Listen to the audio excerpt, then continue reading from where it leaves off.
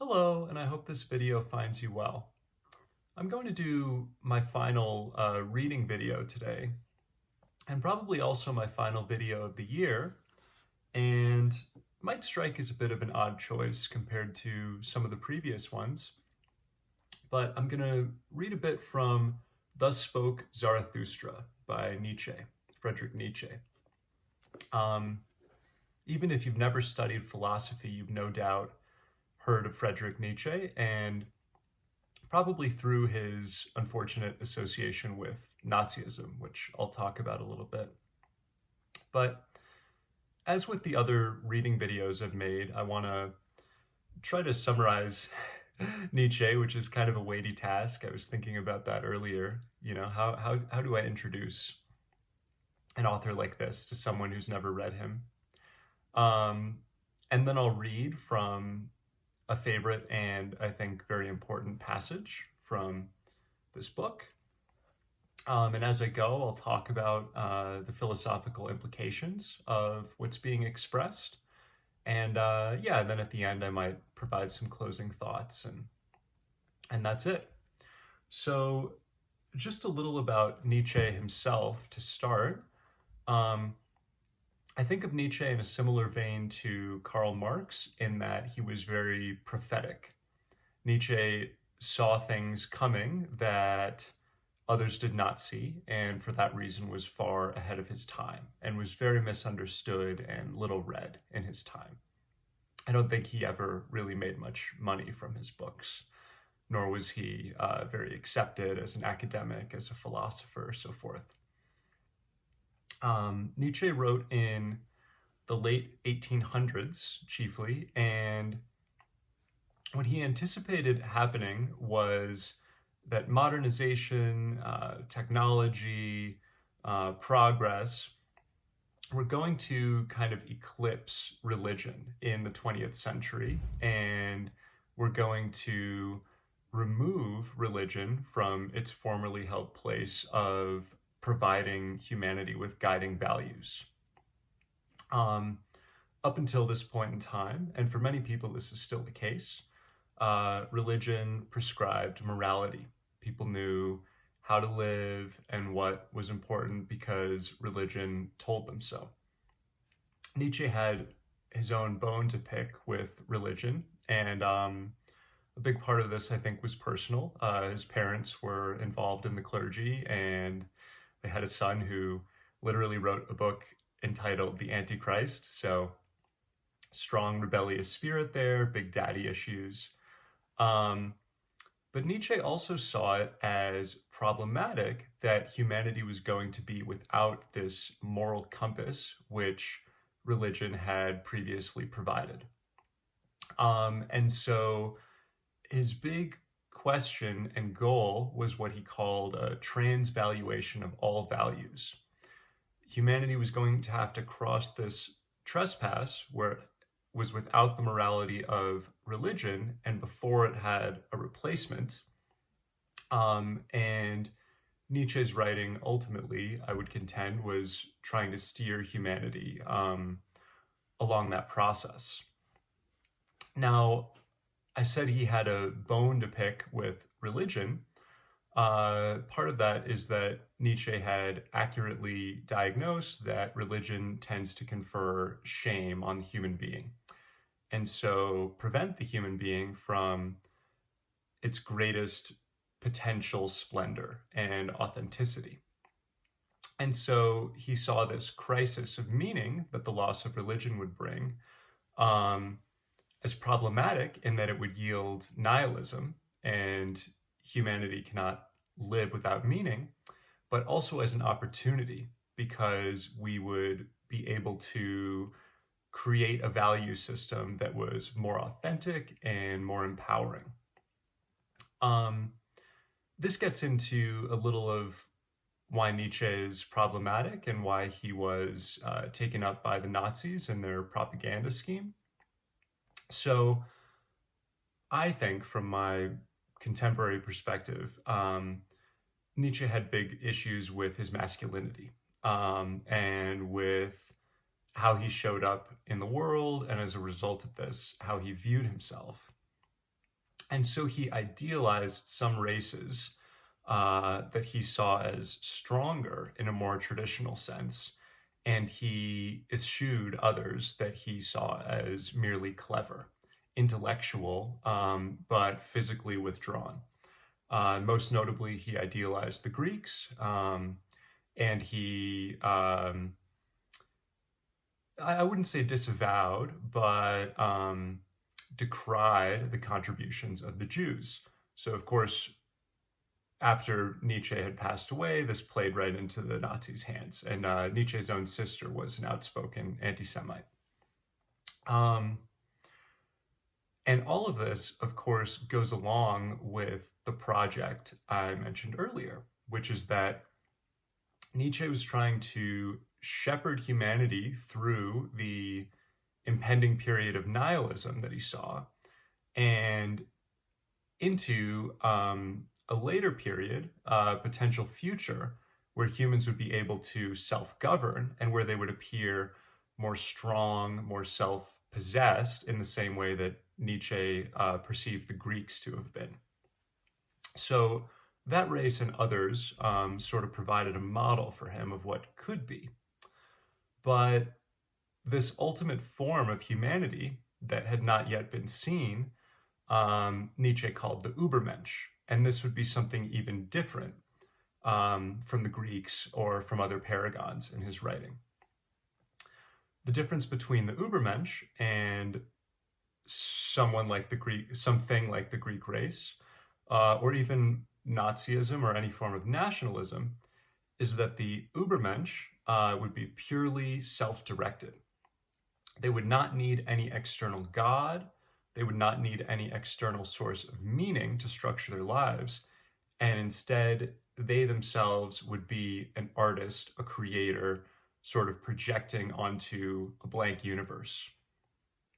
Put this a different way.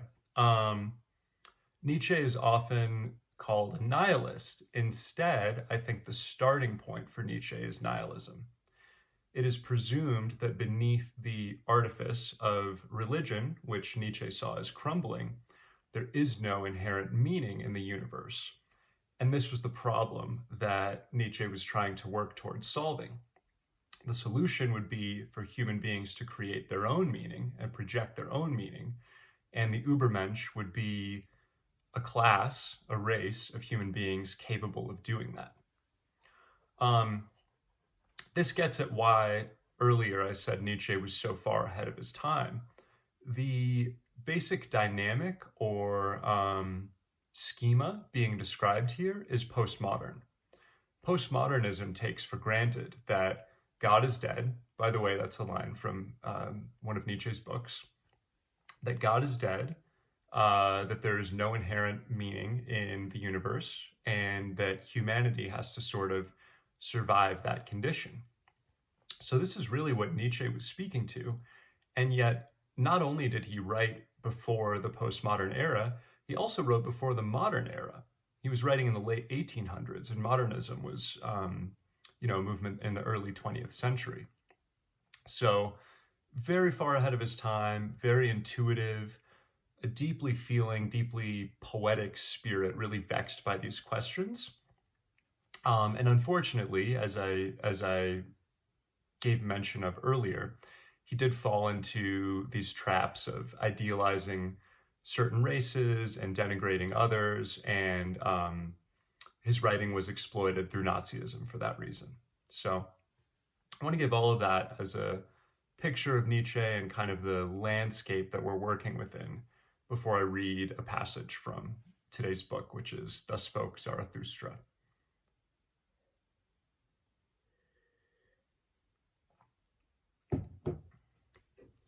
So this book is Nietzsche's version of a Bible for the Übermensch. And so it's written in this kind of lofty Old English, or of course in the original text, German. I have no idea what it sounds like in German because I can't speak German. Nietzsche's prophet, his equivalent of Jesus, is named Zarathustra, and his teaching humanity about how to become the Übermensch and how to overcome this condition of nihilism and how to let go of the false religious idols that have given humanity morality, but also entrapped them in chains. And I'm going to read from a passage kind of in the middle of the book in a chapter called The Vision and the Enigma. And this is one place in Nietzsche's canon where he writes about one of his most famous ideas, which is the eternal return. Yeah, and as with other of these videos, I'll talk about this passage as we go through. Just to give a little context, although not much is necessary, Zarathustra is telling some men on a ship, he's on a voyage, about a journey, and he was traveling up a mountainside and he had a dwarf on his back weighing him down. And the dwarf obviously symbolizes some conundrum, some gravity that Zarathustra was trying to let go of and could not. And just before this passage, he finally says to the dwarf, "Okay, buddy, you or me, like, only one of us is going to climb this mountain and the other is going to fall down it." So there's kind of a confrontation between Zarathustra and the dwarf, and there's a resolution he makes in his interior world. And I'll pick up from there. "Halt, dwarf," said I, "either I or thou. I, however, am the stronger of the two. Thou knowest not mine abysmal thought. It couldst thou not endure." Then happened that which made me lighter, for the dwarf sprang from my shoulder, the prying sprite, and it squatted on a stone in front of me. There was, however, a gateway just where we halted. "Look at this gateway, dwarf," I continued. "It hath two faces. Two roads come together here. These hath no one yet gone to the end of. This long lane backwards, it continueth for an eternity. And that long lane forward, there is another eternity." So just clarifying the image here, Zarathustra and the dwarf have come to this gate, and on one side of it is a road stretching into the future, and on the other side, a road stretching into the past, and both of them travel in eternity. So obviously we're in a symbolic realm here, and this is a pretty big, redolent symbol. They're antithetical to one another, these roads. They directly abut on one another, and it is here at this gateway that they come together. The name of the gateway is inscribed above, this moment. But should one follow them further, and even further and further on, thinkest thou, dwarf, that these roads would be eternally antithetical? That is, are they forever separate, heading in two directions? This road to the past and this road to the future?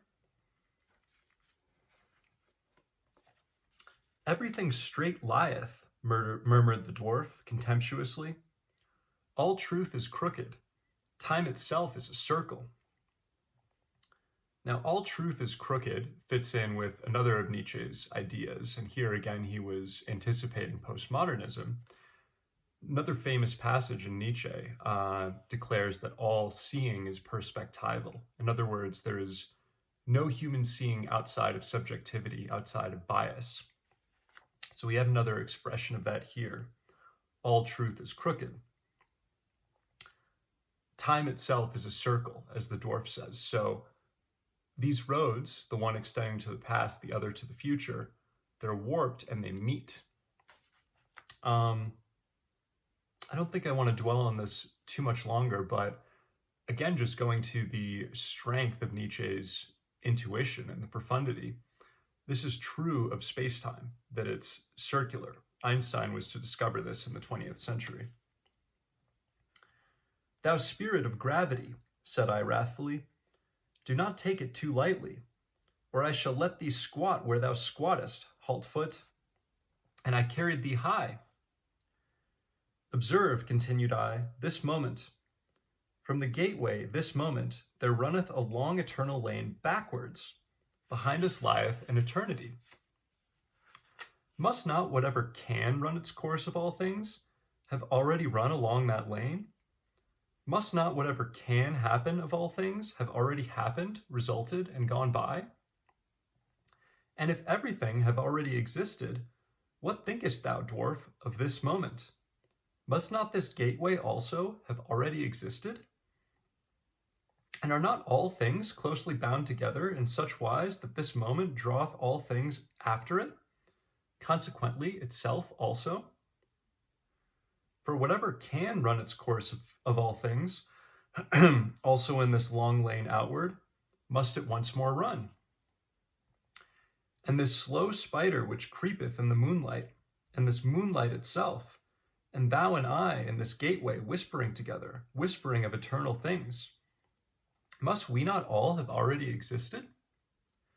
And must we not return and run in that other lane out before us, that long weird lane? Must we not eternally return? Now here we're getting a sense of what the gravity of the dwarf represents, this weight upon Zarathustra's back that he's been carrying. And Nietzsche himself experienced this, by the way, when this idea came to him. Supposedly he was out walking and, in a eureka moment, he had the idea of the eternal return, and he fell against a rock because it was such a weight on his shoulders, this idea.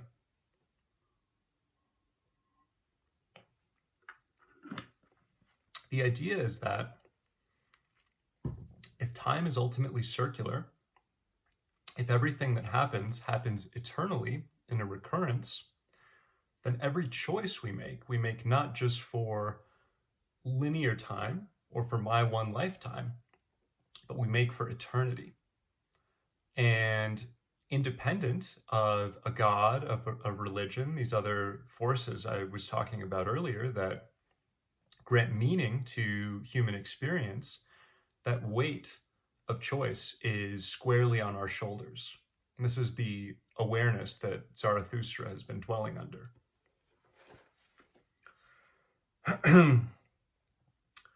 Thus did I speak, and always more softly, for I was afraid of mine own thoughts and arrear thoughts. Then suddenly did I hear a dog howl near me. Had I ever heard a dog howl thus? My thoughts ran back. Yes, when I was a child, in my most distant childhood.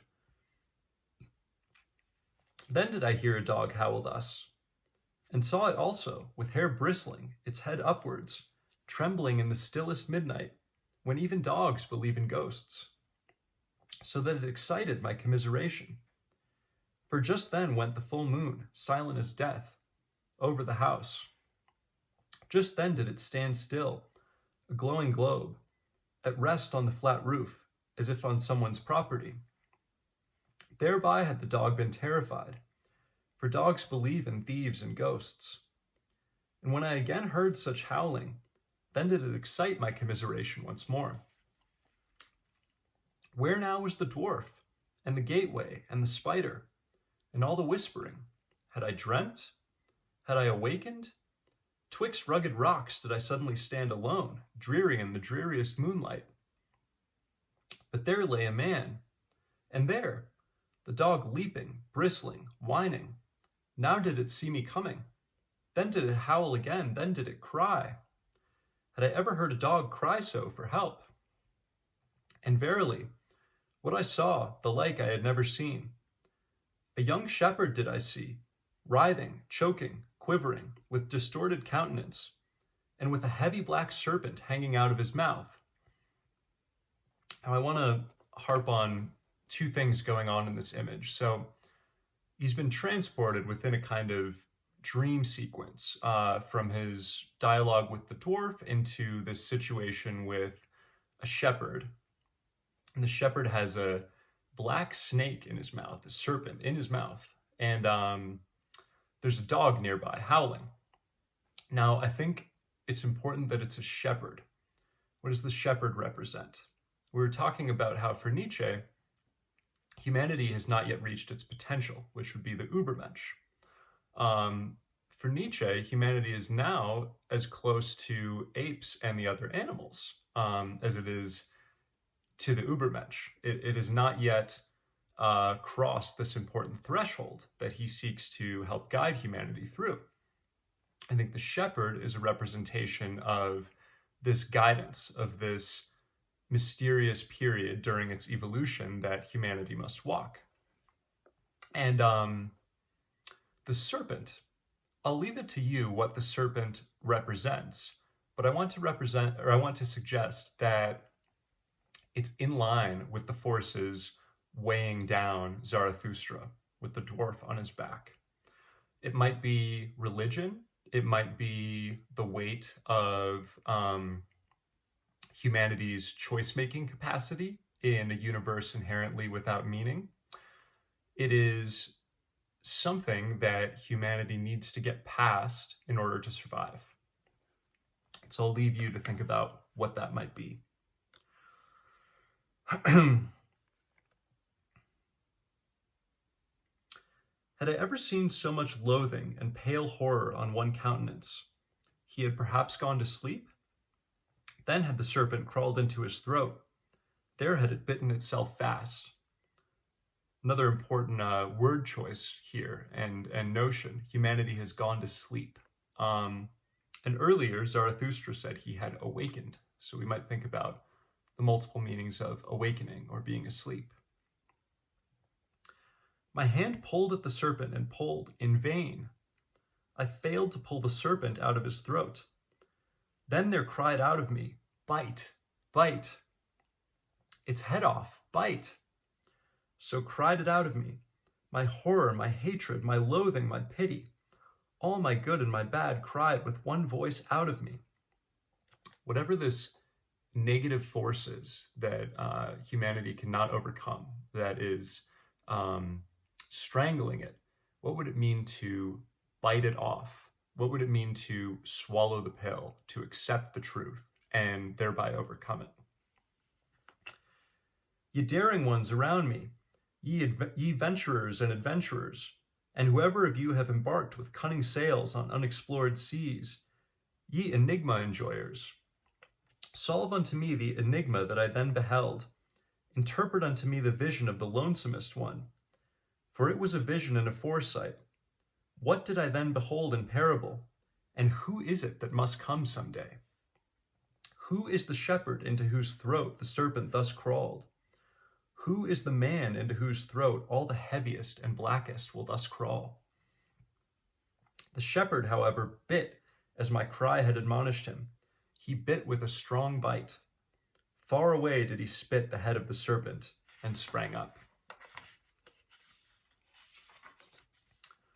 No longer shepherd, no longer man, a transfigured being, a light-surrounded being that laughed. Never on earth laughed a man as he laughed. O my brethren, I heard a laughter which was no human laughter, and now gnaweth a thirst at me, a longing that is never allayed. My longing for that laughter gnaweth at me. Oh, how can I still endure to live? And how could I endure to die at present? Thus spake Zarathustra. So this passage ends with the shepherd not only biting off and spitting out the head of the serpent, but also laughing. And it's very clear from that final passage. He says he's a transfigured being, a being of light. The Übermensch has arisen, this sort of next phase of humanity. And this laughter is its signal, its marker. So if the eternal return is one of Nietzsche's most important and famous ideas, an accompanying idea is amor fati, or love of fate. And only with the eternal return is love of fate possible. Only if I know in my being that every choice ramifies, ripples out for an eternity, that every time I choose not just once, but for all of existence, for all the repetitions, all the reincarnations. Only if I know that is it possible also to fully love and embrace and accept my choice with complete awareness of what that means. Otherwise, I'm sort of living asleep, like the shepherd was living with the snake in his mouth. And so for Nietzsche, this weight of knowing the severity of our choices and knowing that it is we alone who make them, and that we can sort of blame no other force for our choices, only this makes possible this great acceptance and love of our choices, which is represented by the laughter.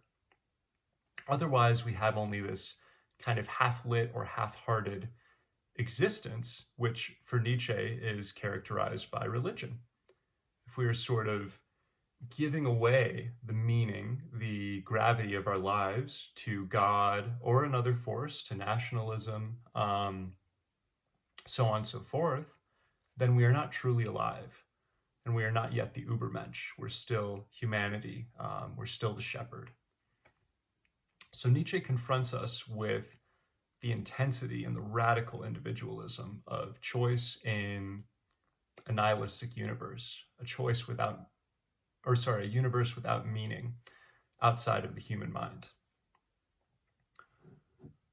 I'm going to take a sip of coffee and then have a couple thoughts on this.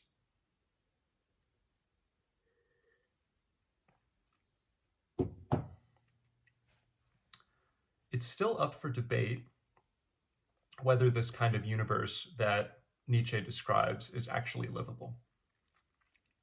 I would contend that the evidence of the 20th century, especially with the suicides of many great artists and intellectuals who attempted to live this kind of radical individualism in a nihilistic universe, I would suggest that it shows humanity does not have the capacity to live in this way, to make up and project our own meaning. There's actually a wonderful book by two philosophy professors called All Things Shining that is about this. It touches on Nietzsche. It begins with the death of David Foster Wallace, and it contrasts his view of the world with that of some other artists, including Elizabeth Gilbert, who kind of accept external forces that guide their decisions, and sources of meaning outside of human agency. The other thing I would say here is, if you're interested in choice making as a topic, and if you feel that pressure, that anxiety that comes with the condition Nietzsche describes, you can check out my video I made on decision making recently, which is called How to Make Decisions Really. And there I make the same argument as in the book All Things Shining, that ultimately we do need this sensation of something else, something larger than us, flowing through us. But I think it's a beautiful portrait that Nietzsche paints, and I think many of the conditions he articulates about the universe are in fact true. So thank you for listening to this reading today of Thus Spoke Zarathustra by Nietzsche. And again, this is probably my last video for the year, so I hope you have a wonderful New Year's Eve, and blessings to you as we head into 2021. Goodbye.